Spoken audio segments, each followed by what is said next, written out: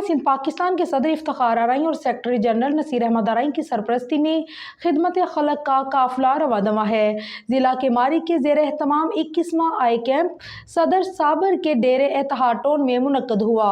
Camp کے میزبان خاص انجمن ارائیاں سندھ جناب نصیر احمد ارائیں، جناب لیاقت علی ارائیں، چیئرمین ارائیں دسترخوان جناب عبدالخلیق ارائیں۔ عوام بہت پرجوش تھے، خواتین اور مرد ٹوکن لے کر اپنی اپنی باری کا انتظار کر رہے تھے۔ آج کے کیمپ کے انتظام و انصرام میں فل ٹائم مصروف تھے۔ صدر صابر کے بیٹے عامر ارائیں حسب معمول کیمپ کے تمام امور کی نگرانی فرما رہے تھے۔ ہاشمانی میڈیکل ویلفیئر فاؤنڈیشن کے ڈاکٹرز اور سٹاف بھی اپنی خدمات انجام دے رہے تھے۔ انجمن ارائیاں سندھ ضلع کے ماری کے عہدیداران بھی پرجوش انداز میں کیمپ میں موجود تھے۔